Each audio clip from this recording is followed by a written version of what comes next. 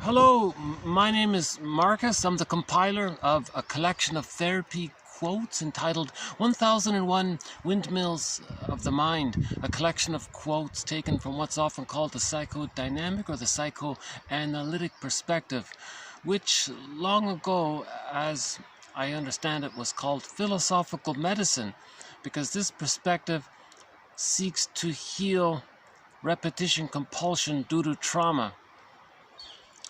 The videos, the past 4 out of 5 videos discussed repetition compulsion, beginning with TQ 2119. That video there, plus the 3 follow-up videos, so that's TQ 2119 up to TQ 2129. All of those quotes was on the topic of repetition compulsion, mainly by Russell. He says that the baby needs to feel safe with his mother. If he does, he can accept his feelings. If the bond is broken, or if the bond is painful, he loses his feelings, or his golden ball gets put into the bag. That's a trauma, to lose our feelings, because feelings lead to our identity. I feel, therefore I am. And about 2 months ago, we did some videos about shame. And they said that shame, if you can feel it, that's the emotion that's closest to your identity, right? Because we lost our feelings, we were shamed, but that links to your identity. So repetition. So that's a trauma, to lose our feelings due to the shame caused by mother's misattunement, malattunement, her unavailability, her absence, etc. So the theory about repetition compulsion is that a person's going to try to recreate, he may spend the rest of his life trying to recreate a safe attachment so that he can feel. So the baby needs the safe attachment to feel. So if he loses his feelings, it means he lost that safe attachment. So that's a pain there. So the theory of repetition compulsion is he's going to try to recreate something in the present, as if the past were in the present, where he wants to find a new secure base attachment so he can get a better outcome and feel and have his identity. So again, that we spent 6 hours on that point, TQ 2119 to 29. I think if you're only going to watch one topic in this project, I would say go for that one, about repetition compulsion by Russell. Right? He says that trauma and repetition compulsion, they're basically synonymous, right? So it's repetition compulsion because nobody in the present can be the breast mother. Nobody can provide what the baby needed at that time. Those first 3 years, that's a one-time deal. If we still try to get those needs met past the age of 3, it can't be done. They're going to try again, it can't be done. Hence, it's like Sisyphus, Groundhog Day, over and over again. Now, in Groundhog Day, at the conclusion of that movie, the scriptwriter had the idea, well, let's let the guy have an authentic relationship where he shares his vulnerability, and the woman can connect that way. That can heal. So we can end repetition compulsion through an authentic relationship where 2 people make I statements and they're honest with each other. No tricks and no manipulation, these kinds of, that doesn't work. That's repetition compulsion. So repetition compulsion is if the person observes that they're doing something dysfunctional in the attempt to recreate in the present the scene of the crime from childhood into the present to see if they can change it and get a better outcome. It's a secondary delusion, because the present isn't the past, but the person is emotionally reacting to the past, bringing the past into the present to see if they can get a better past. Now, if the person's not conscious of this, it's called repetition compulsion. But if the person's conscious of it, okay, things make sense, then we understand ourselves. So that's what the whole psychoanalytic perspective is about, to bring some of this unconscious. Repetition compulsion is action, it's behavior, it's not conscious. There's no memory, there's no words for our feelings, so we're just communicating through our action, through our behavior. Once we put words to it, So again, repetition compulsion is like a symbol. Symbols have meaning. Well, what's the meaning? Well, he's looking for a safe attachment to get his feelings. Okay, now we're putting words to things, then we calm down and we don't need to repeat. So either we repeat and don't remember, and repeat and don't remember, and it's like Sisyphus, or we have some words and remember, right? Then we don't need to repeat. So the idea is to mourn the loss. Sorry about the lighting here. I'm getting quite a glare here. The problem is it's very windy today, and this spot offers the least amount of wind. You know, you can sort of see even that river back there, it's sort of flowing, right? But the sound you're hearing is the ocean way down there. I don't know if you can see it from here, but see way down there, you can get a partial glimpse maybe. That's the ocean. It's very windy. And this river here is sort of leading into it. Maybe we'll see a beaver or something. We haven't seen any beavers, yeah. It's a little mosquito-y here, so you may see me needing to swat away some mosquitoes. If we're very lucky, we'll see the eagle, but so far no luck. We might see a bee or something. We only had one glimpse of the fox. When the water is calm, we might see the heron and the seal. So far we haven't seen it yet this year. This is only my second day out. You know, even though you don't see me too well, the main purpose is to distribute the quotes. The quotes are posted below in the, if you click the see more, all of these quotes are going to appear. In every video we offer maybe 5 or 6 quotes roughly, somewhere between 1 and 20 quotes depending on how long they are. And there's roughly 10 minutes worth of reading in each video, and that's partly inspired by Robert Bly. He says, "Forgive psychology for its jargon, just forgive it. Read psychology every day for 30 minutes. So he was the leader of the mythopoetic movement, right? Teaching people that myths and fairy tales are metaphors for internal dynamics. What's the internal dynamic? In myths and fairy tales, the main psychological pattern expressed in the main fairy tale or mythological motif is splitting. Goddess and demon, that's splitting. That's a sign of trauma. We want to heal the splits. Right? Splitting precludes mourning. Splitting prevents differentiation. Splitting prevents knowing ourselves. If splitting is still being used in the unconscious memory system, in the implicit memory system, there's prejudice, and people are greedy and angry and hostile and negative and nihilistic and pessimistic and sardonic in their humor and bitter in their humor, and so on and so forth. So Robert Bly had the idea, let's teach people about myths and fairy tales. That leads to the psychological pattern of splitting. Good witch, bad witch. That's a metaphor for the baby at the breast. The baby must believe that the breast mother is good, even though the breast mother may be frightening. So in reality, he's bonded to a frightening, misattuned, malattuned, unavailable mother. He's bonded to the bad mother, but he can't accept it. It's denied. It's split off. He doesn't accept it. Instead, he hallucinates that he's bonded to a good mother, and that's how he can feed safely. That's called splitting.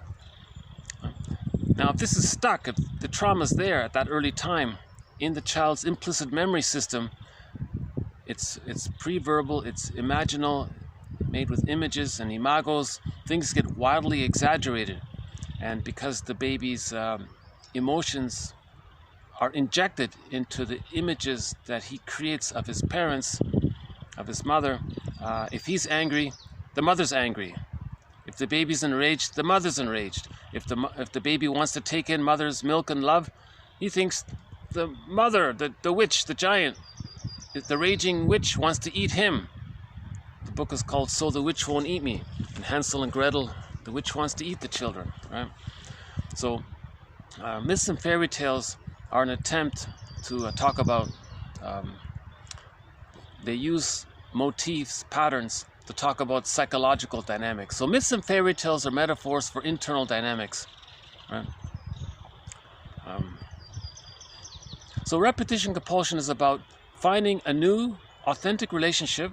Either it's going to be the fantasy that you recreated the fusion with somebody. That's the honeymoon period. You're one with somebody. So that's triggering the bliss that the baby had at the breast before he was traumatized. Right? Or you have an authentic dialogue and you can create new neural networks and you can heal that way. In the last video, the one just done before this, we talked a little bit about how relationships can be a spiritual path. How relationships replay the first 3 years. And if people are conscious, they can heal. Right? So that's not bad. That last video, at the beginning of it, we talked about how relationships can be a spiritual path. If we have the understanding of Margaret Mahler's theory about the first 3 years, and if there's a trauma there, then in the marriage, those first 3 years are going to come up again. We're going to try to redo them, but that's okay. That's fine, as long as we're aware of it. We can get through it together, kind of thing. So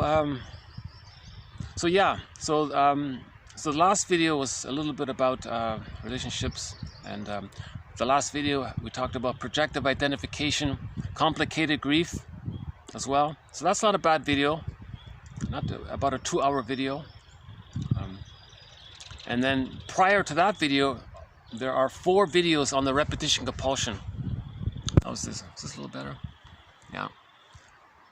Maybe I should change the angle or something. Let's try this for a bit.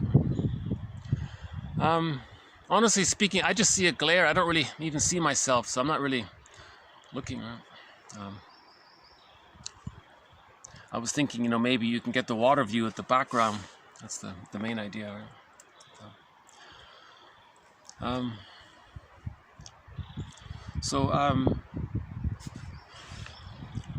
So okay, let's move on to today's video. So okay, the 1001 Windmills of the Mind. We have almost 50 topics or themes or threads that run throughout the series, and each topic, we bring up a few quotes, and then maybe a month later we'll add a few more quotes, and so on, and we're doing that with each of the main topics. So one of the topics is symbiosis, the idea that in the womb, Mahler's metaphor is that the baby's in a symbiotic state with his mother. He's completely dependent on his mother. It's an approximation. Right? Now, because humans come out of the womb, babies need an extended womb with the mother, called a stage of social symbiosis, undifferentiation, fusion. The baby doesn't know where he ends and his mother begins. It's like a psychological egg. So the womb life continues after birth for 5 months. Okay, that's called the stage of social symbiosis. The baby needs to get his symbiotic needs met, meaning the mother's attuned, no conditions, just in time. Baby, what you need, you got it. No questions asked. Unconditional love, pure unconditional love. It's one way. The baby doesn't have to do anything to please the mother. The baby has a need, the mother responds. So the mother is a self-object for the baby. Or the mother is a symbiotic object for the baby. Not the other way around. The mother's not supposed to use the baby to comfort her. The baby is meant to be allowed to use the mother as a source that comforts him. You see? So this period in the first 5 months, the range is 3 to 7 months. Mahler says on average 4 to 5 months. That's called the stage of social symbiosis. Now, if this is problematic there in the first 5 years, couples may fall in love based on triggering the forgotten memories of symbiosis. So hence, if they trigger that, they feel very blissful. So they recreated the Garden of Eden. That's called falling in love. They recreated the symbiosis. The two feel like they're one. It's a blissful period because the baby in the womb, the theory is there's no stress. He's in bliss. Garden of Eden. In the extended womb, and likewise, he thinks he's very happy there. He thinks he's a little god, everything serves him, he's very relaxed. He's very powerful too, he feels very strong. He thinks he makes everything happen. He's a little god even, he's a little king, he's a whatever. It's called infantile megalomania, primary narcissism, sometimes called the grandiosity or the grandiose part self, taking refuge in the grandiose part self. So if there's a problem in the first 5 months, sometimes people fall in love, they're triggering that blissful state. Now that symbiosis is temporary, it's only for 5 months, let's say. So when a couple falls in love, that honeymoon period can't last forever. Okay, so back to the baby. The baby has a biological imperative to hatch out of the psychological egg. Just like he hatched out when he was biologically born, for the psychological egg, he's meant to hatch out. Now the hatching out is gradual, it's called differentiation, finding himself. So this first quote here, 2136, is just a quick follow-up to yesterday's video about this topic. So let's do 2136. Okay, so the honeymoon couple, the happy couple who fell in love. Okay, now sometimes they seek therapy when the spell, when the magic, when the magical oneness has been ruptured, commonly by maybe there were disappointments in everyday life. That's a different take on it. In yesterday's video, the idea was when the couple fall in love, they get married, that's the honeymoon period. One person is going to hatch out. The other person who's still in the symbiosis feels betrayed. That's when you run to see the therapist. Then he tells you that you're replaying the separation individuation process. And it's a spiritual, psychological growth path. And that's okay, they can do it. Right? This quote adds the idea, if they're both in the symbiosis and nobody's hatching for some reason, if there's a disappointment in the relationship, then one person feels betrayed. But maybe that disappointment is that one person's hatching out. Maybe that's what they mean. And maybe the hatching out was triggered by some event. So I have a little bit of a question mark about 2136. But it does sort of convey the idea that the two are one. At some point it's going to end. Whether one hatches out or whether an environmental factor ruptured the symbiosis through an everyday event, then the two see therapy to understand the idea about symbiosis. Yeah. I think we have a quote coming up. Unico mystica, meaning it's this blissful Garden of Eden, heavenly oneness, oceanic feeling. Wow, all the oxytocin. Remember the baby is bonded to the mother. Baby thinks he's in a heavenly state. They call it the Garden of Eden sometimes. Okay, so that was just a quick follow-up to it. Okay, the next one is a little bit related, also on the theme of symbiosis, where when the rupture took place, the person who was still in it and the person who left it, the person who was still in it got enraged. So he thought the partner was Dr. Jekyll. When the symbiosis was broken, he said he was the opposite. So this next one, 2137, is about the therapy process. The client is, I'm not a therapist, by the way, I'm just a compiler of the quotes. My disclaimer once again. So I'm just learning from the book. So the client was with the therapist, and then the client created a symbiosis with the therapist. The therapist is meant to interpret it, but he has to allow it to some degree while he's interpreting it. But the therapist can't be perfect. He can't be a perfect symbiotic object, and he's not meant to encourage it. It's just going to happen automatically. Now, when the therapist makes a change, the client is disappointed. So what happened was the client created a symbiotic fusion with the room, with the environment, with the therapist, with the paintings in the wall, with how the therapist looked and the things he had on his desk or whatever. He was like fused, feeling at one with him in the room. So the room and the therapist was the other, and the client fused with the other. Right. So that's what this one's about. Okay, by Lemma here. Okay, because the settings rules, right? Because that provides order and security, right, for the client. Okay, because the settings regularity and consistency provides a sense of security, it's ideally suited, right, for serving as the depository for the client's symbiosis. Okay, so the client didn't get his symbiotic needs met. When he feels safe with someone, he's going to fuse with them.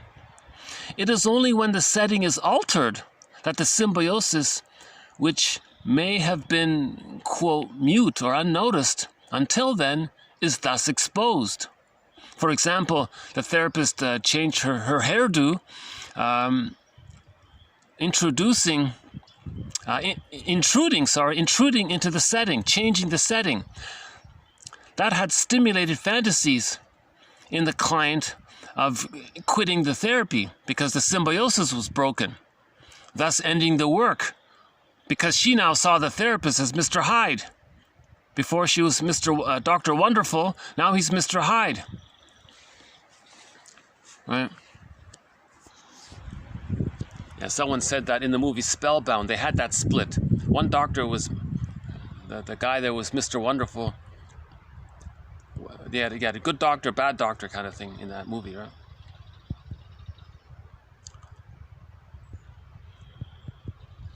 I think I saw on TV some guy. I think I saw on TV's. Is that better? Lighting? Oh, that's a little better, right? Okay. No.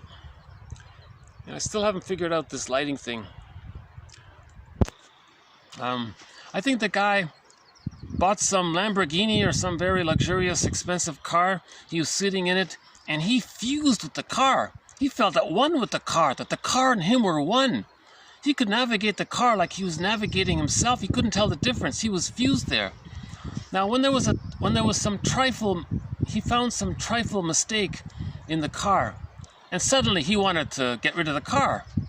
Like, wow, that conveys the shocking disappointment that the baby feels when he loses symbiosis, because when the baby loses symbiosis, he thinks he's being abandoned by the mother, hence he thinks he might perish.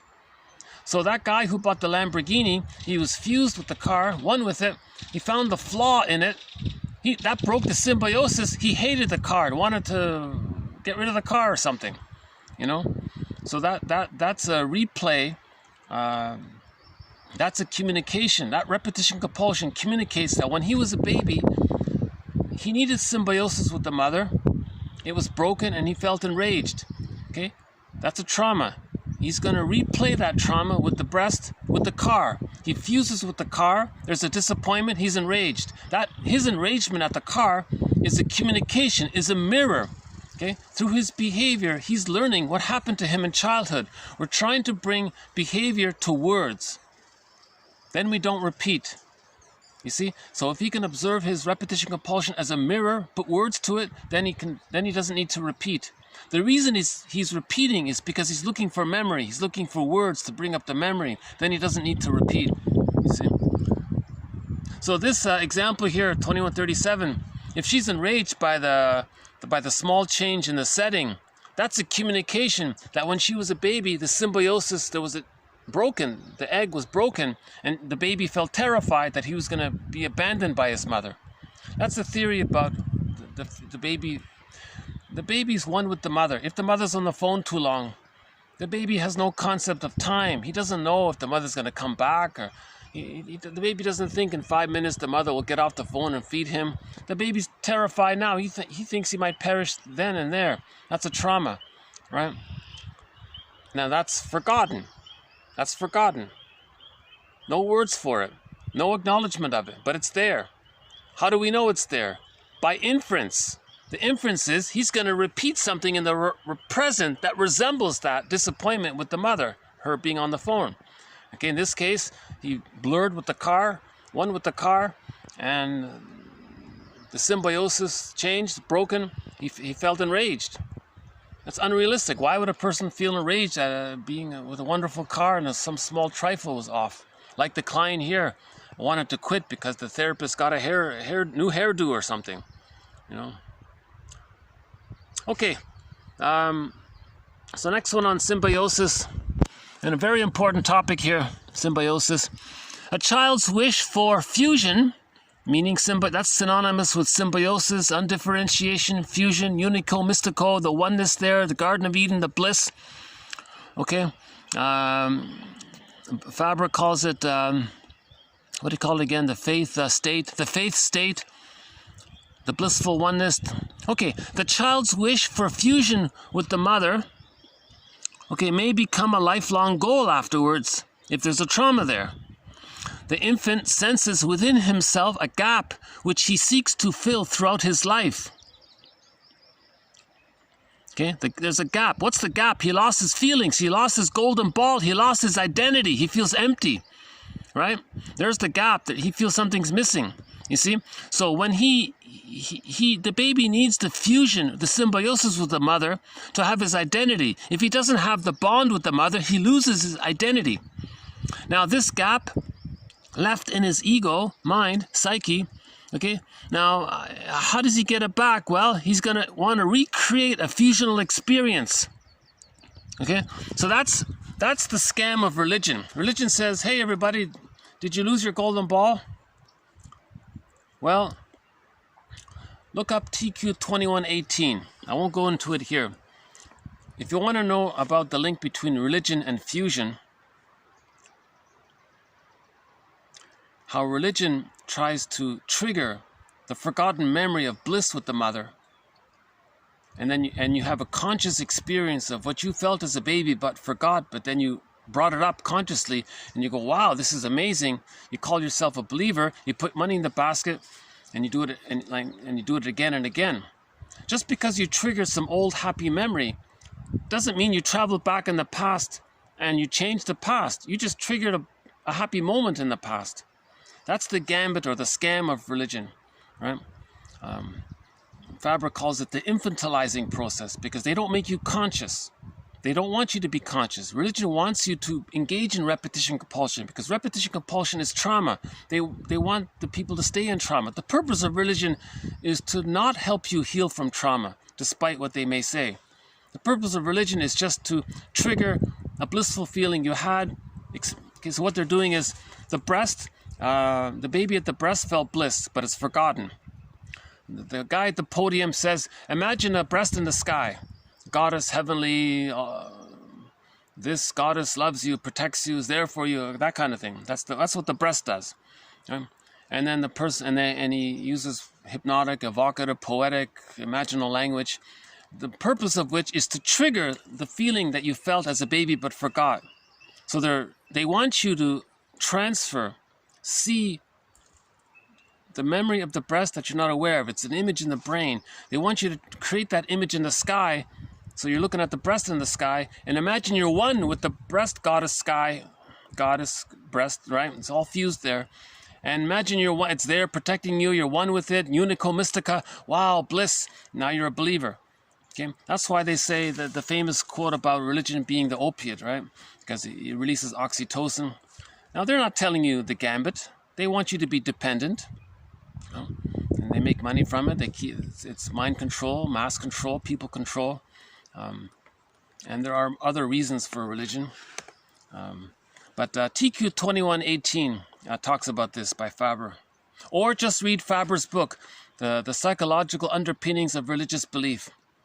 Or his book, The Infantilizing Process. Or his book, The Psychology of Prayer. Those three books discuss it. He recently passed away 2 years ago, Mel Faber, just 2 years ago, a couple of months ago. Excellent professor.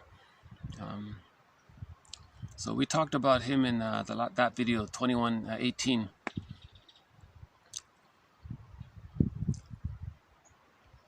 Okay, so again, this is the trauma, right? He lost his feelings. Now it becomes a lifelong goal to recreate the fusion with the breast. Religion says, hey, okay, imagine a breast in the sky, fuse with it, and maybe you can get your feelings back. It doesn't work that way, right? You can't,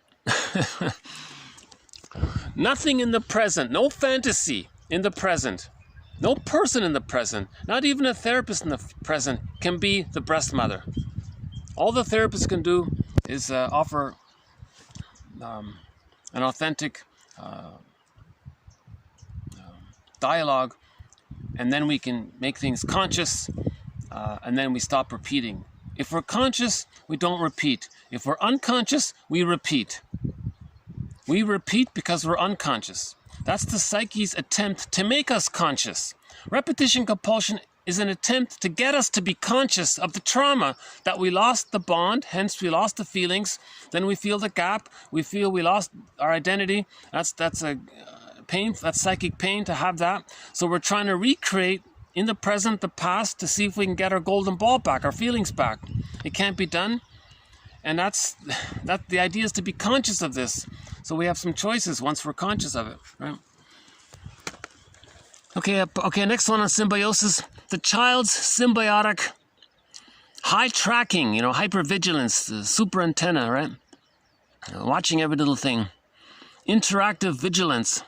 The mother's difficulty in differentiating herself from the child. This results in the child's experience of a lack of her own personhood. Okay? We don't know our personhood if we're still looking for mother's love needed which is a requirement to find our personhood, right? So that's what we're looking for, our identity. Man's main task, how's the lighting here? This phone wins on me. I've tried so many times to figure out how this lighting thing works. Maybe I can try this. I'm starting to give up until I get a new phone. Right? So we're looking for our personhood, our identity. We feel, therefore, we are. If we're still stuck struggling with symbiosis, with those first 5 months, and we're still in our lifelong battle to get those 5 months, we never got it. Think about the bully pattern. He's trying to find someone to fuse with. It can't be done. So he forces a lackey to be attentive to him, responsive to him continuously. It doesn't work. It's a negative fusion.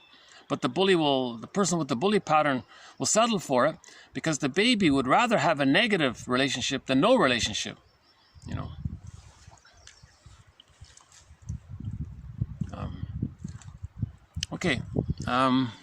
So that's a symptom of this hypervigilance, and the baby's got to watch his mother's signals, or maybe the mother is constantly tracking the baby. What's the baby doing?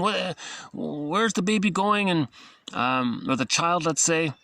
And then if the child can't relax, he's not going to find himself.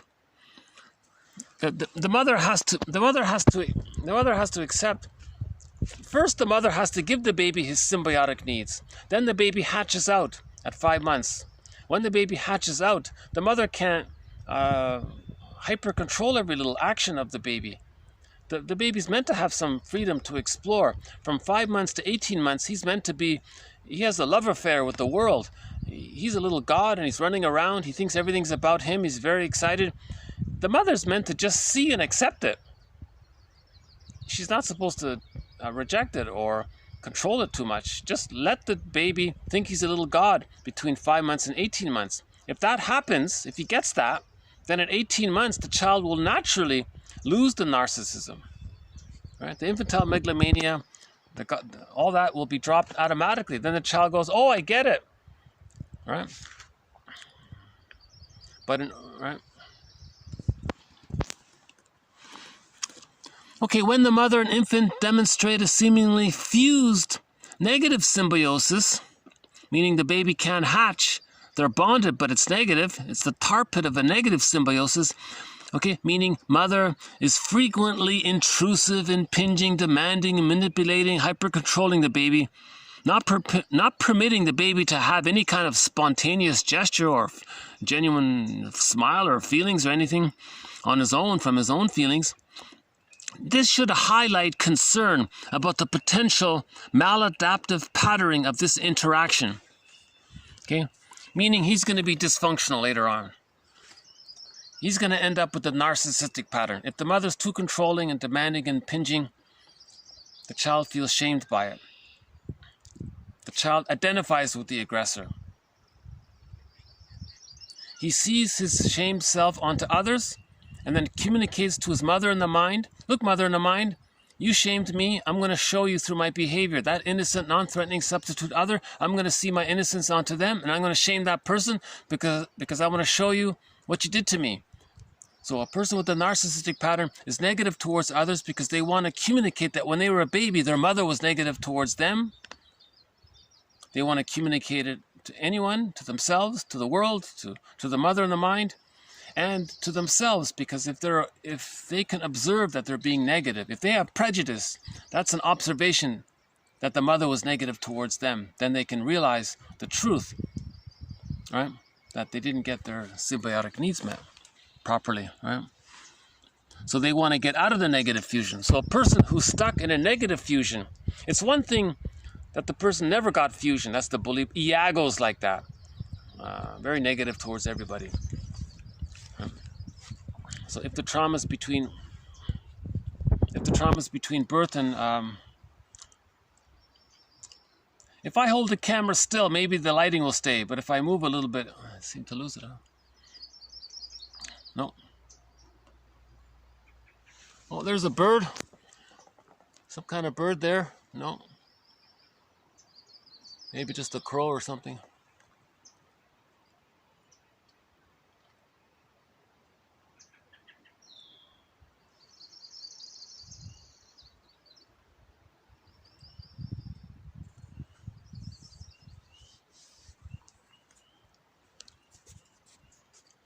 Again, so if the baby doesn't enter into the symbiosis with the mother, the baby's very angry. Either he's going to just collapse and give up. That's the Iago pattern. He just has envy and hates everything. Spreads rumors about others, and he gets stress relief when he sees... he puts himself in the one-up position by getting everyone else in the down position by getting others against themselves. That's the Iago pattern. His philosophy is very negative, very nihilistic. Right? Now, the bully pattern is sort of an extroverted, hopeful version of the Iago pattern. He actually has some kind of fake hope to get fusion. So he's looking for the lackey. The Iago pattern, that's the introverted version of the bully pattern. He gives up. He doesn't even bother. Right? So on the Enneagram, the unhealthy 5 and the unhealthy 8 are linked. Right? So they're the same, basically. A lot of times people with the Iago pattern employ people with the unhealthy 8 pattern to act out their fantasies of being an 8. But the 5 can't be an 8. They're afraid to be an 8. So they hire others to be an 8 for them. So the 8, so there's a symbiosis there between the 5 and the 8. Right?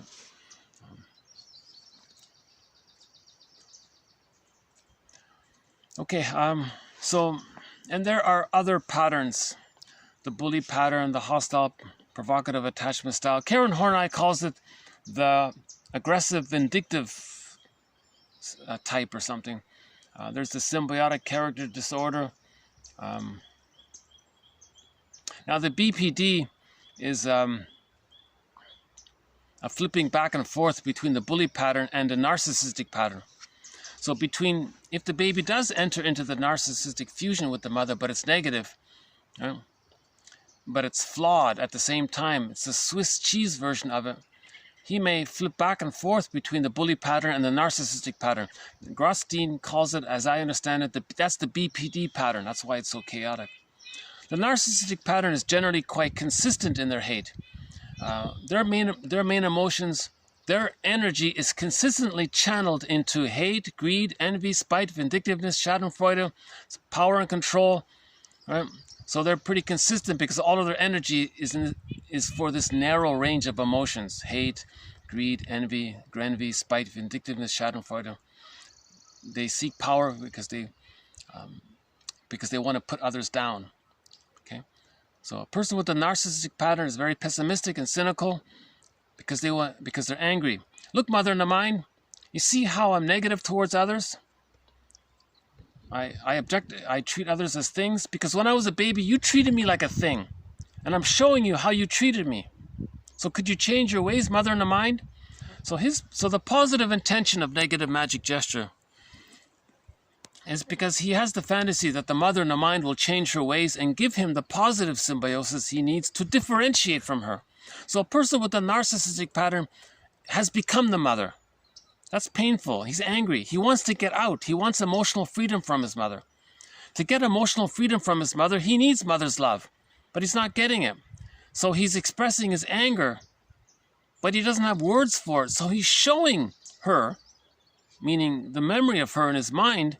He's showing the phantom memory of his mother in the mind. Look, mother in the mind, I'm showing you, memory of you, what you as a person did to me. And now he's talking to her memory, right? But that's his positive intention, is to express his anger at his mother with the fantasy that she'll change her ways. It doesn't work. He does it again. It doesn't work. Okay? If it doesn't work and he doesn't realize that it doesn't work, he has no memory or consciousness, he's going to repeat it because it's painful to not have our feelings, right? So he's going to try again and again to get his feelings. But to get his feelings, he's got to get his mother to change her ways. He's trying to get his mother to change her ways so he can then get his feelings if the mother can change the ways. Right? The mother's not going to do it. He's going to try again. Hence, he's in a catch-22. Right? So that's the negative symbiosis, this one here. It's a concern. So this quote says by Doris, this quote is from Doris K. Silverman. She writes very clearly, not bad. She says that if the mother is like a helicopter mother, too controlling, too impinging, the child has no spontaneous activity, no spontaneous gestures, that's a concern. They're going to become very pedantic later on. Right? Okay, the next one here. Symbiosis as, quote, it feels like we're one person. Quote, the magic of the unico mystica. Interesting phrase there, right, for the symbiosis. The magic of the unico, the oneness, mystery, the mystery of being one, right? So the baby has a religious feeling, right? That oneness feeling, Garden of Eden feeling.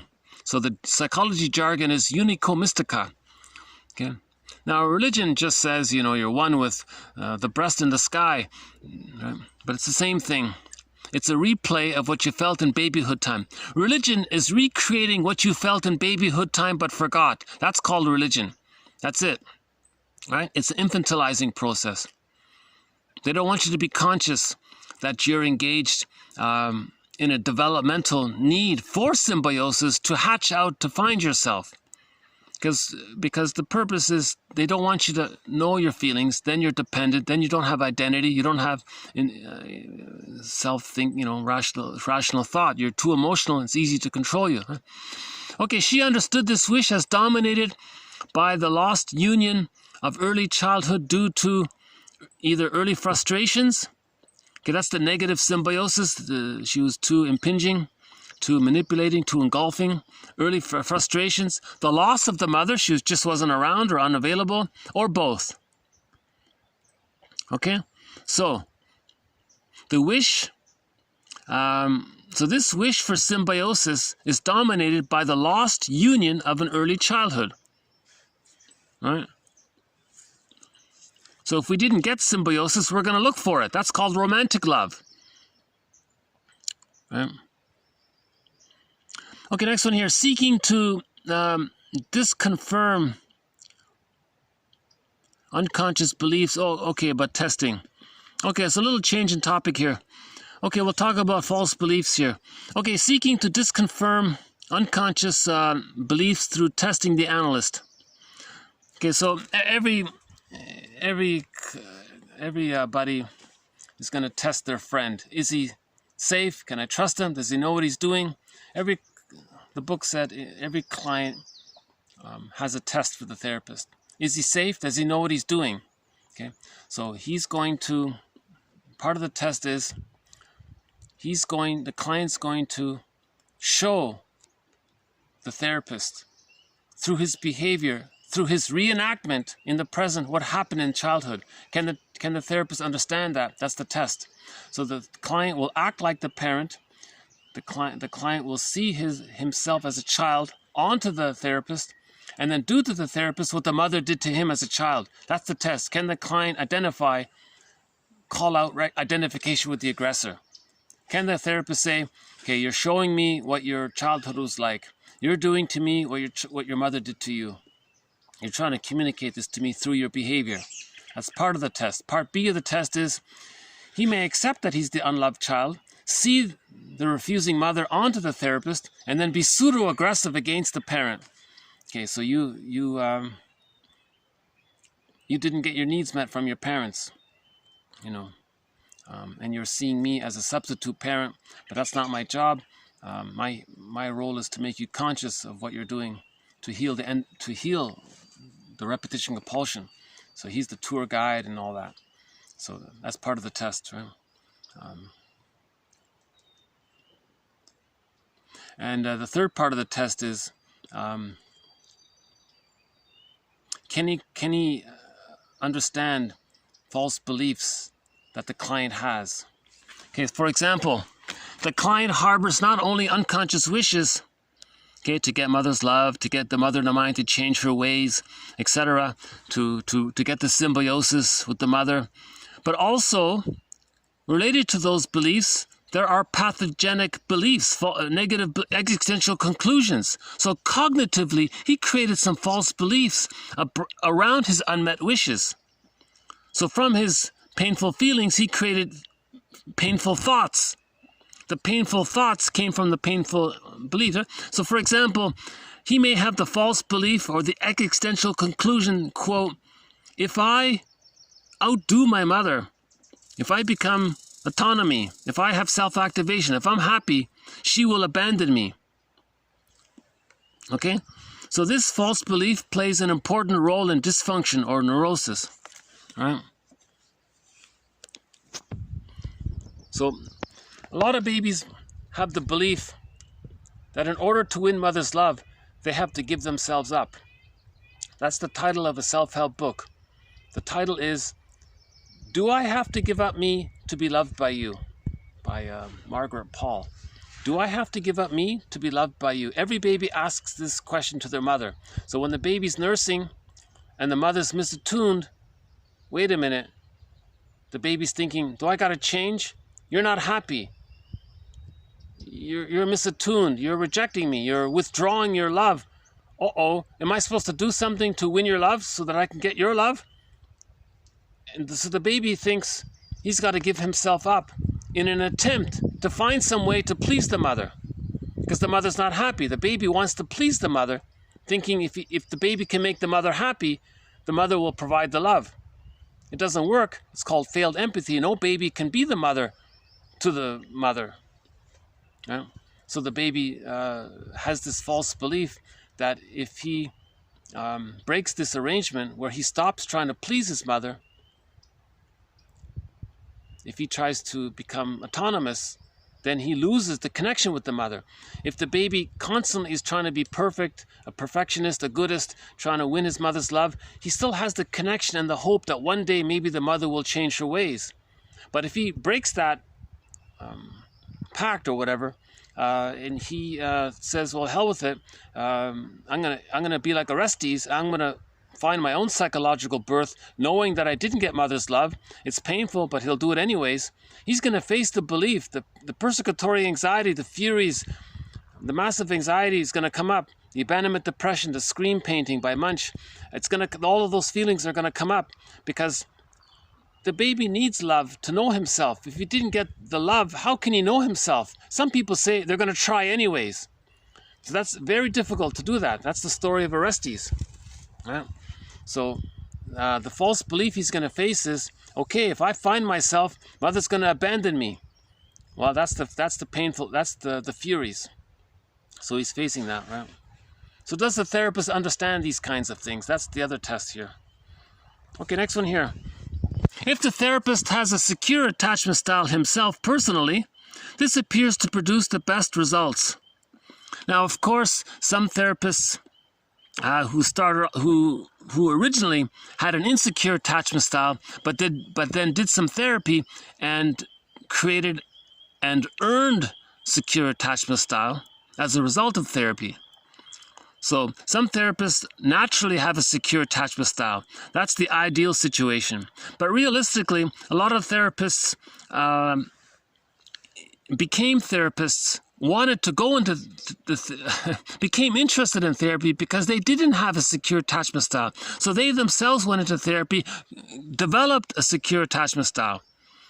Okay. Now, under stress, they may regress to the old insecure attachment style because the neural network, the neural wiring is still there, even though it's overlaid by the secure attachment style. We may revert to our old, more characteristic attachment style under interpsychic stress. Right? Well, the mosquitoes are coming out. Oh, I may have to move here. Okay.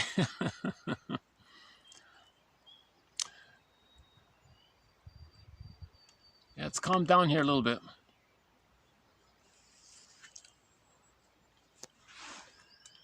Okay, so let's move on here.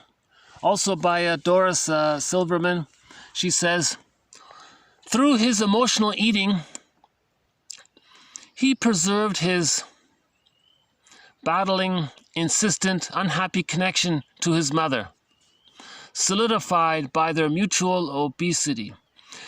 Such an experience can be understood as a regressive retreat to an earlier zone or oral gratification and merger, oneness with the mother, the unico-mystica. Simultaneously, there is an unconscious hostile identification with the aggressor as well as the self-punitive experience, reactivating an old repetitive interactive pattern. When he or she stuffed himself, he was temporarily offering himself the soothing and security of having a connection.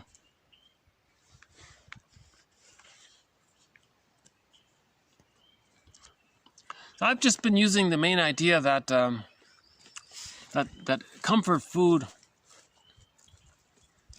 is a trick to get the mammalian part of the brain to send the organ, the person, serotonin. Right? Sugar, salt, and fat makes the mammalian part of the brain think that the person is super safe. Then the mammalian part of the brain releases serotonin into the system. Then the person feels very good. Right? But that's a trick. It doesn't last long. Yeah, let's see if this stays here. Okay. No.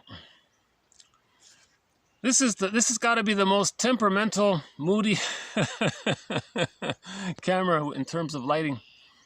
I've given up the battle with this phone, with the lighting. Sorry about the lighting this time around. Usually it's okay. Today it's not so good. But should we just take a little peek since it seems to have calmed down here a bit? What do we got here? A little swampy here.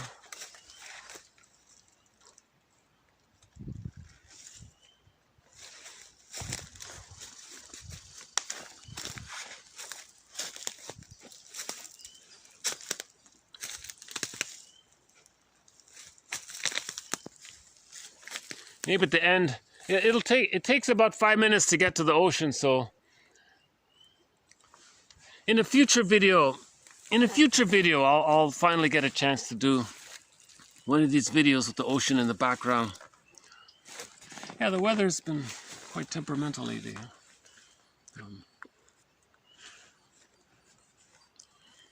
So if the baby is feeding, he has memories of the interaction with the mother where the baby can keep those memories and they become a part of him. Then he has a constant reference point of him being soothed, and he's always soothed, so he's a calm person. But if he doesn't get that, so by the way, so when the mother does that, the child has serotonin because the baby feels safe. But if the child didn't get that experience, he doesn't have memories for it, later on he panics easily, he binge eats to trick the brain to send it serotonin, the serotonin that he would have got as a baby and have the psychic structure for at a steady, regular state. But he never got that. I'll just leave it at there for today. So we'll pick up on emotional eating. One of our threads here. I think he was saying here that it preserves the bond to the mother, right?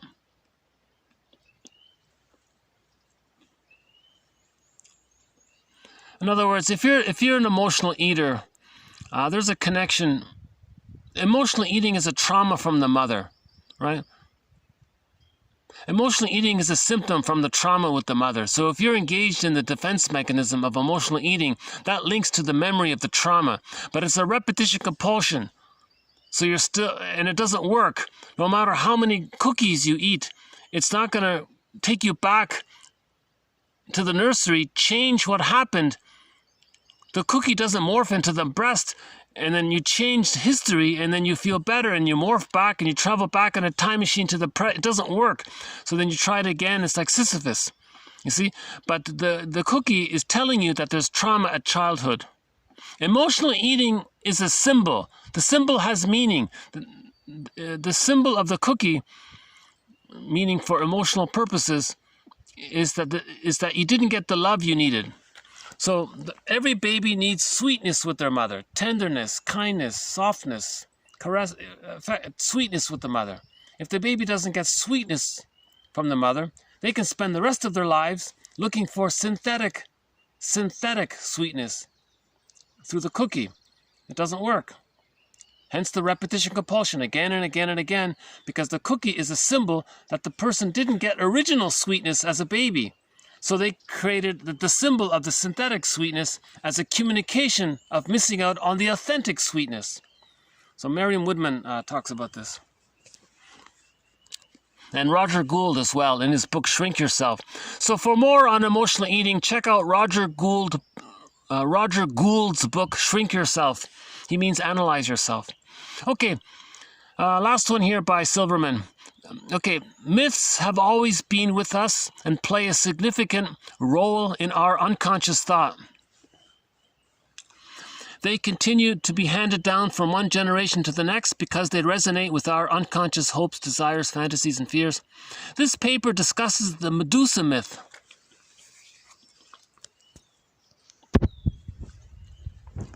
I think one person said about the Medusa Myth was when the baby... One therapist had the interpretation. The baby was nursing with his mother. The mother had this long wavy hair. Right? But the mother was cold, a refrigerator mother. She was indifferent. So the baby was frightened of his mother.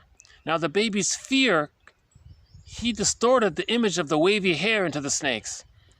Right? So that his interpretation of the Medusa was the mother was cold and aggressive in her feeding. Right? Okay, let's move on now to what's called Grice's criteria. I think I'm going to need to change my location. Yeah, the mosquitoes are starting to come out. Okay, hold on a sec. I'm going to hit the pause button and I'll continue maybe in 5 minutes. So I'll see you in 5 minutes, so hold on. Okay, hi again. So we were just in there, in that little bushy area there. Because of the mosquitoes, I had to come out. So it's a little windy here. So we'll give this area a try, see how it goes.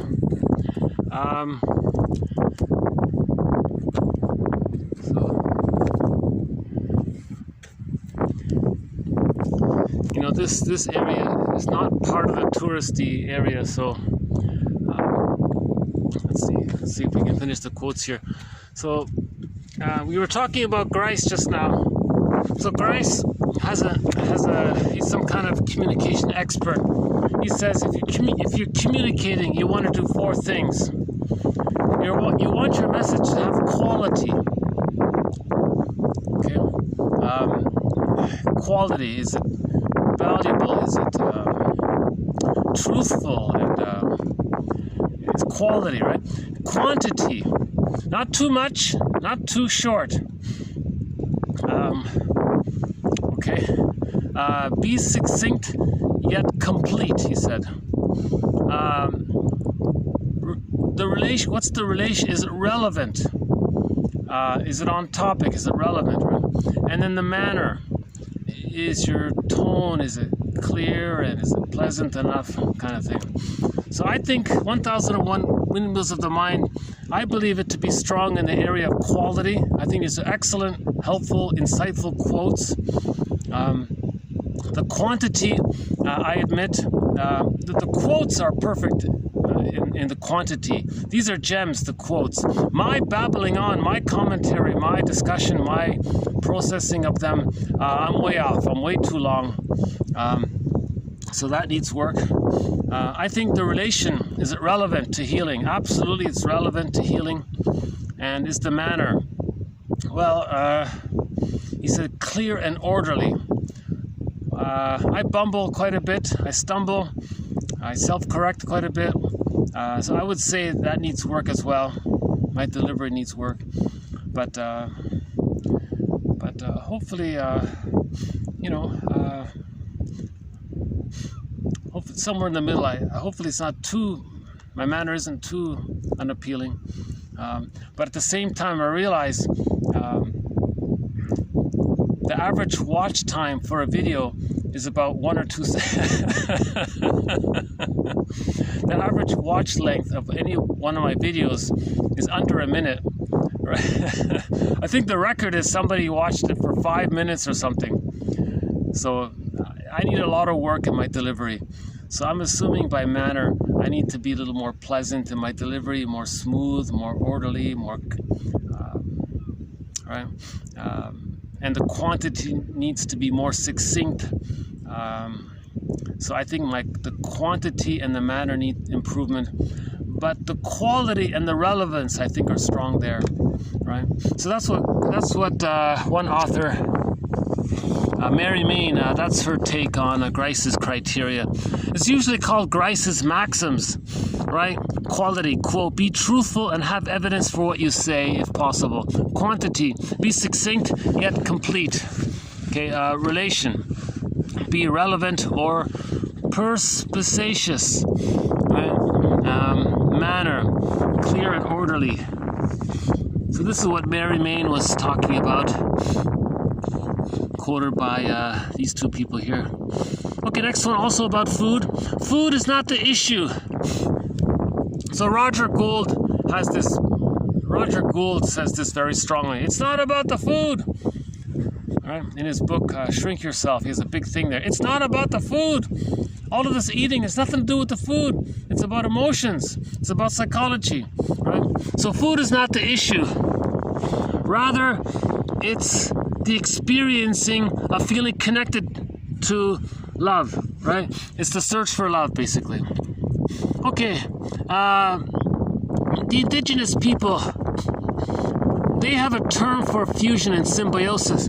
So that unica mystica, that symbiosis, that powerful feeling of one and bliss, and you can do anything when you're in love, and you're just the two of us, we can conquer the world, love conquers all, that kind of blissful, strong feeling, and all the energy there, that mana, yesterday's video about the mana, the Omaha shamans, they call it Wakonda, this feeling Wakonda. And then the question was, do we project this feeling onto something outwardly? So just as the baby feels bliss at the breast, do we project, just like we project the breast onto the sky god and want to be merged with the fantasy to recreate the bliss, do the indigenous people do something similar, but they just call it Wakonda? So our psychology is all the same. You see, so the Maori and the Wakanda, we all have the same psychology. We're all Homo sapiens. We're all doing the same things. We're looking for love. Okay, we're looking for the psychological birth. Okay, next one here from Faber. Okay, quote, toward the end of the practicing period, it had already dawned on the little toddler that the world is not his oyster, that he must cope with it more or less on his own, very often as a relatively helpless, small and separate individual, unable to command relief or assistance merely by feeling the need for it or by giving voice to that need, unquote. Okay, that part was Mahler, right? So Faber was quoting Mahler there. Now Faber says, okay, we may note parenthetically that at this juncture that much magical and religious activity is designed to deny precisely this momentous event, and not only deny it, but bring about its reversal through just those mechanisms that Mahler mentions here, namely mere feeling, okay, there's your wishing, and giving voice, so prayers and evocations. So what he's saying is, all babies have infantile megalomania, the mana. All babies feel powerful and strong when they're blissful, when they're in union with the mother, and they're one with the mother, the omnipotent dual unity. The baby feels powerful and strong, right? He has a wish, mother meets the needs. He makes a gesture, mother responds, he meets the need. He's very powerful. Now at some point we got to lose that. Religion says, hey, wait a minute. You don't have to lose it. Let's just stay there with our exercises and our activities. That's what he means there. Okay, next one here. Religion is a cyclical flight from developmental tasks to the state of infantile dependence. Okay.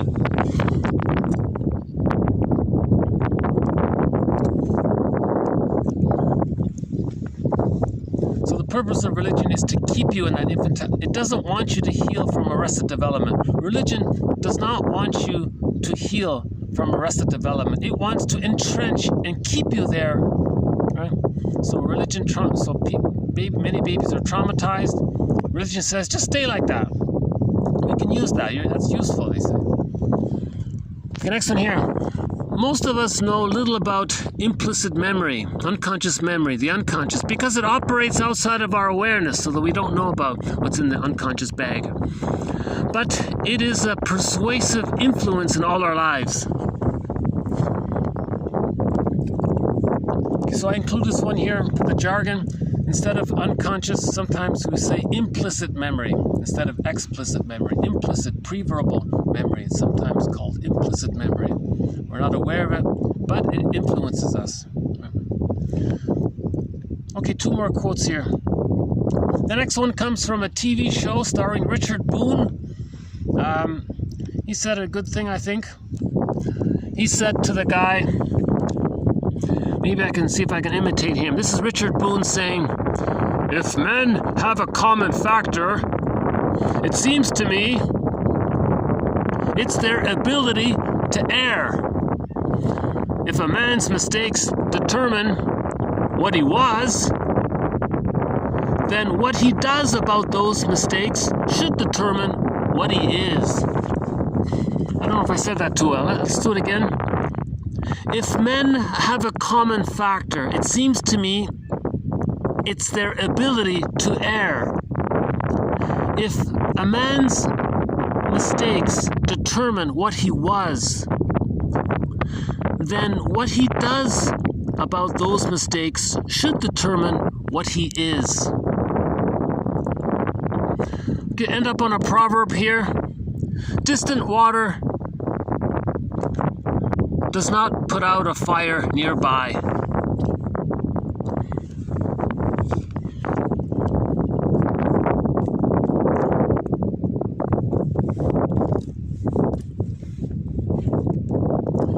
I just like the feel of that proverb. I have no special thing to say about it. I think each person might have some feeling about it. Distant water does not put out a fire nearby.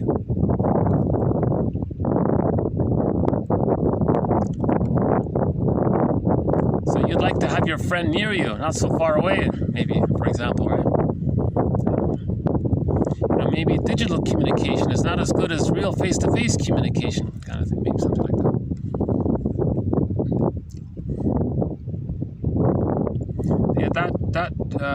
Okay. I think I need to wind it down here a little bit. Oh yeah, you know, I want to do something. In the last video, I talked about Kristen Wilson. She gave a little speech. I'm not sure if the wind is blocking the audio, but why don't we give it a try? I'm going to play you a speech. It's about 10 minutes long. called "Ooh My Soul" by Kristen Wilson. And she says in the speech, she says that it is disembodied discourse that's causing all of our problems. So, disembodied discourse means we lost our feelings. Now we're talking and rambling without our feelings, and that causes... And all of this disembodied discourse and acting out and confusion is because we're trying to say that we lost our feelings. If we can get back our feelings, we're good. Once we get back our feelings, we don't repeat. So she was basically saying the same thing here. The goal is to get back the golden ball. Robert Bly says we want to get back the golden ball, our feelings, but we need the connection to feel safe to get the golden ball. But nobody can give us that kind of safety, with the exception of an authentic present relationship, either with the therapist guy or girl or woman, or in a love relationship if the two make I statements. Right, so it can be done. So let's just play the speech. It's a very good speech, underappreciated speech. I think it's one of the best speeches out there. She makes a joke. She calls herself an intellectual atheist in spiritual crisis. She wants to give not a sermon to support women. She calls it a mammon. So here's her mammon, her sermon mammon.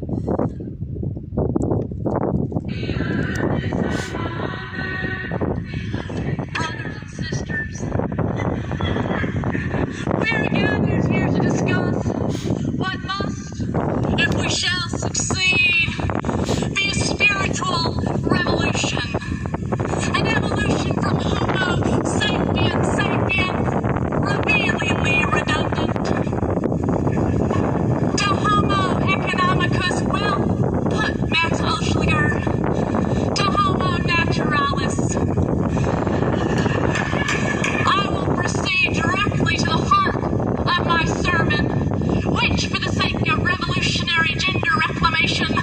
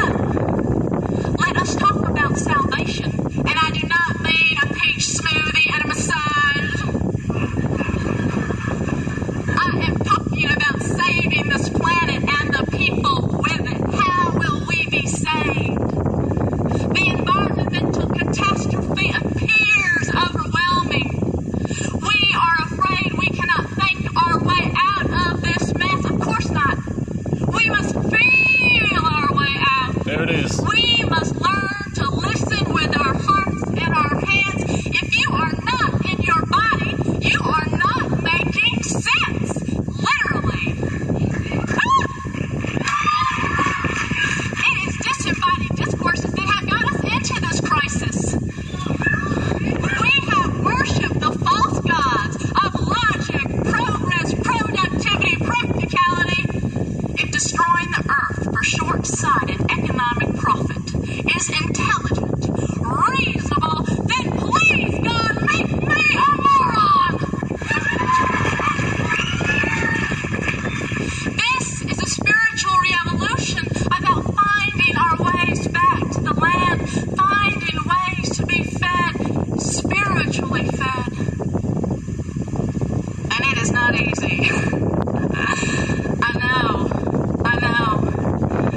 I myself have strategized on ways to make my plans fit their pathology. I have walked through the shadow of political expedience. Once I had a campaign I thought I'd do this whole campaign about changing the environmental reference to this earth, from Mother Earth to Father Planet. Yeah. You see how I read all those, those bumper stickers that were out, those with the green earth globes that said, "Love your mother"? And I despaired. I knew there was no hope. And I'm not even referring to the irony of having pro-planet language on the back of a car. Hallelujah.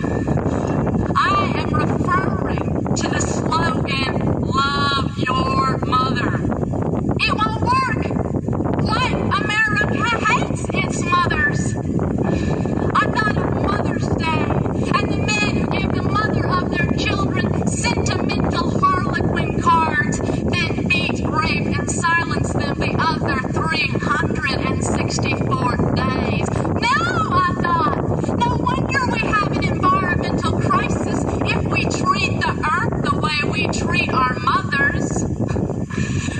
We think mothers are made to be exploited. They are supposed to give and ask nothing in return. They are supposed to have infinite resources. All good mothers are willing to be drained, damned, and depleted for their children. Mothers live for their babies' feeding schedule, and there is always a little milk left for Exxon Texaco International Paper in the U.S. military. I thought, but if nature was perceived as male, then maybe everything would be different. Think about it. It might not be nice to fool Mother Nature, but if you mess with Father Planet, he'll beat the shit out of you. Hail, hurricane, and all. Yeah, and then maybe environmentalists would get the respect they deserve. No longer mamas, boys, and girls. Maybe they would be treated like real men and the real women who love real men. A name change to Father Planet is not enough. Fathers and mothers, we both need to be saved if this planet is going to survive. The environmental crisis points to a total ideological and spiritual crisis. Including the earth in the economic equation is not enough. We are destroying the earth for reasons that are bigger than economics. You see, we are afraid of death. We are afraid of this earth, this nature that will bring us back to dust. We are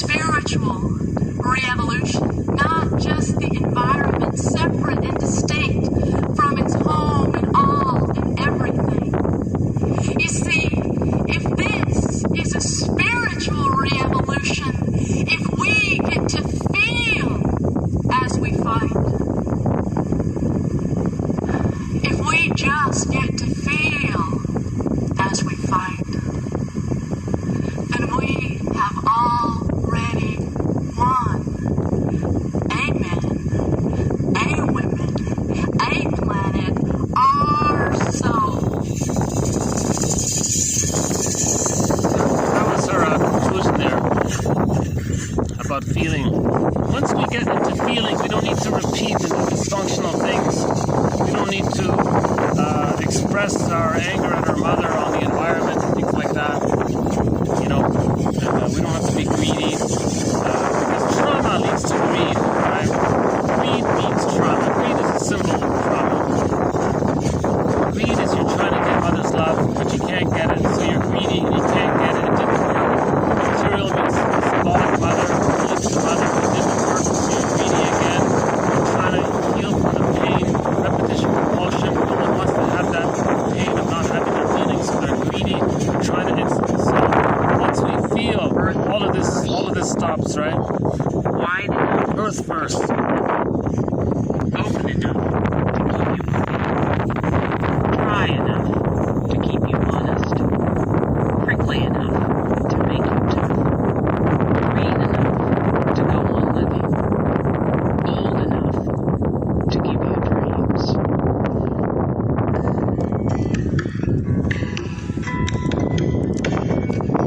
I think because of the wind, you might not be hearing me too well.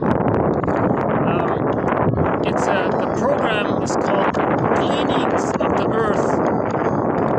And the episode is a radio series. The episode is Earth, Air, Water, Fire.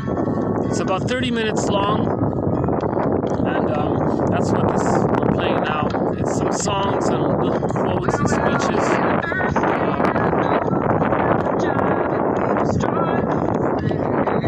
So yeah, it was in a conference, the Pioneers Conference about nature and all that. Someone's playing God, my goodness. See, Kristen Wilson, she talked about that. People playing infantile gods. That's infantile megalomania. Playing an infantile god. Infantile megalomania means you didn't get the love to lose it. People take refuge in magical thinking when they don't get the love. See?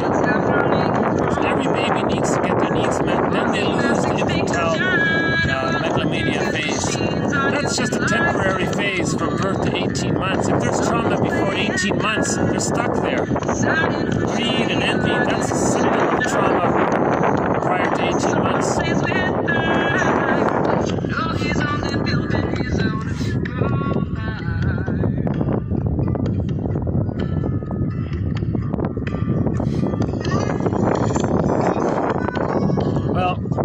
This has been 21:36 to 21:45. So I'm sorry about the lighting today. I really struggled with the lighting today.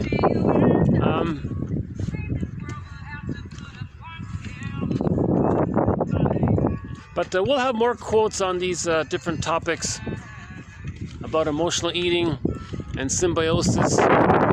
And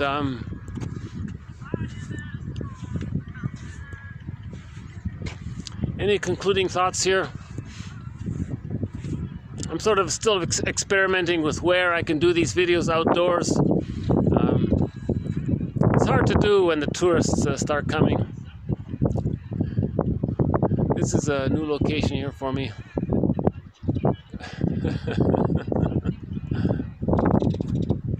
No heron, no heron, no seals, no Canada geese. Jesus, it's pretty barren here. I don't know why it's so barren here,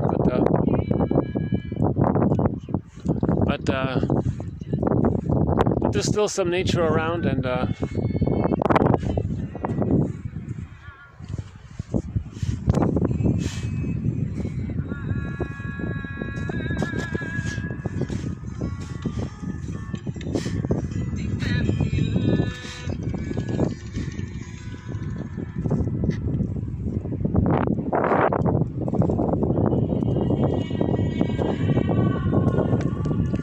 oh yeah, this is Joseph Campbell again.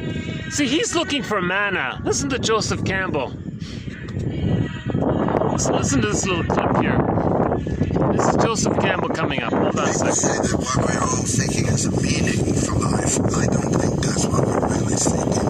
I think what we're seeking is an experience of being alive. See, Joseph Campbell, he needs to do that Maori dance, because the haka dance by the Maori, that triggers the infantile megalomania feeling, and you feel powerful. Then you feel alive. Of course, you feel very alive by that haka dance. So in the last video, I showed it. I played the music about the haka dance. Then you feel alive. If you want to feel alive, like Joseph Campbell's looking for, you want to re-trigger the fusion at the breast. Or you look for meaning. You look for your psychological birth.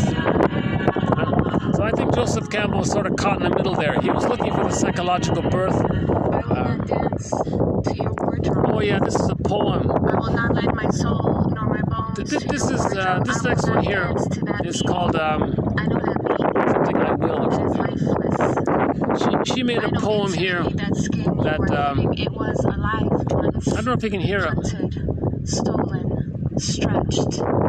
I will not dance to your drummed up. She says, I will not pop, spin, she says, break for you. I will not hate I will not hate you.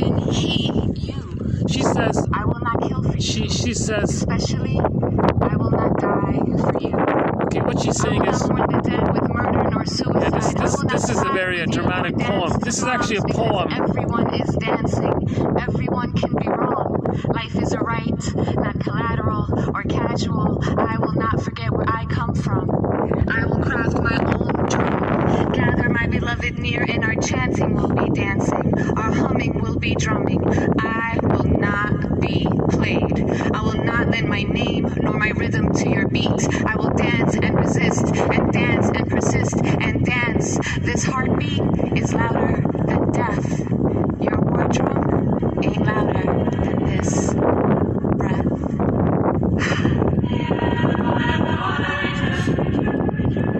Okay, she was talking about, she doesn't want to identify with the aggressor. She's saying, you know, if she felt bullied by somebody, she doesn't want to become a bully.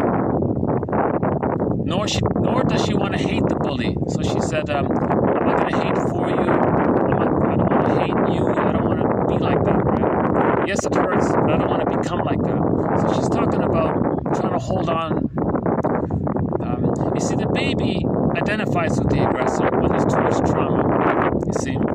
So that's a very severe, desperate measure by the baby to identify with the aggressor. Then they become like the bully pattern and the narcissistic pattern. They've identified with the aggressor. So that poem is about we gotta unblend from the rejecting mother. Okay? You do it by forgiveness. You forgive the mother. She was caught in her trauma and her repetition compulsion. That kind of thing. So it's not a bad program. It's called Earth, Air, Fire, Water. That's the episode. The radio program is called Gleanings of the Earth. So you can look, you can find that online. It's about 30 minutes long. There's a poem by Wendell Berry about the wild things. He reads that poem there. It's mostly poems. And that speech by Wilson.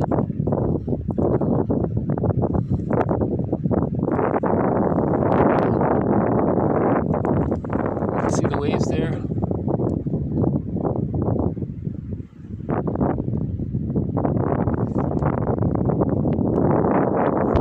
Yeah, I must confess, the quotes today have been all over the place. There wasn't any really central theme to these quotes, but these quotes were sort of left over from previous material. But I wanted to include them because I think some of them were quite good. I guess my favorite one is from the TV show by Richard Boone. That one there. If men have a common factor, it seems to me it's their ability to err. We all make mistakes. That's what we all have in common. We all make mistakes. Now, if a man's mistakes determine what he was, then what he does about those mistakes should determine what he is. Right? So he's talking about reparation, learning from our mistakes. That's who we are. We are learning from our mistakes. Right? So we're all going to make mistakes. Isn't there a famous quote? In school, first you get the lesson, then the test. But in life, first you get the test, and then the lesson afterwards. You see, things are upside down there. Okay. Okay, the Grice's criteria, emotional eating. I think another good quote one was, yeah,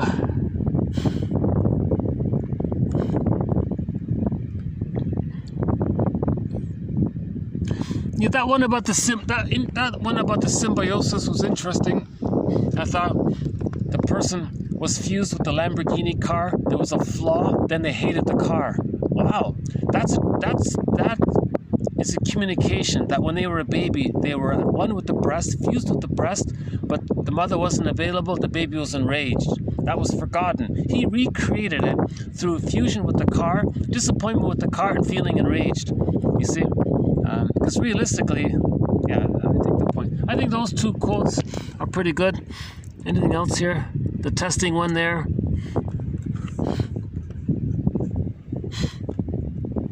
Emotional eating. Okay, we'll add more quotes to emotional eating and symbiosis. TV show quotes. Proverbs. The new word today is from the Omaha.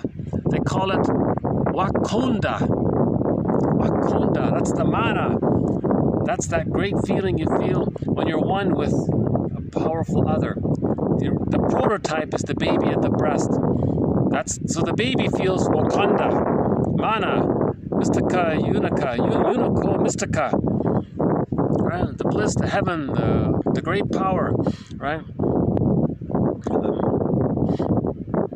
So yesterday's video talked about that a little bit. Wakanda, another name for mana.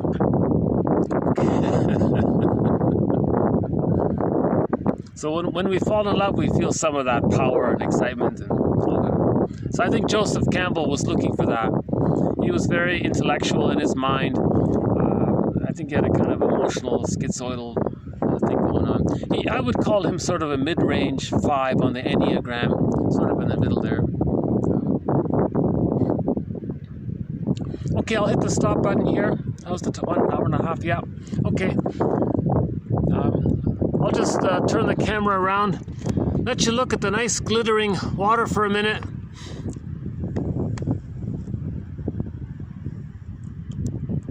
Thanks very much. I'll see you in the next video. Bye for now.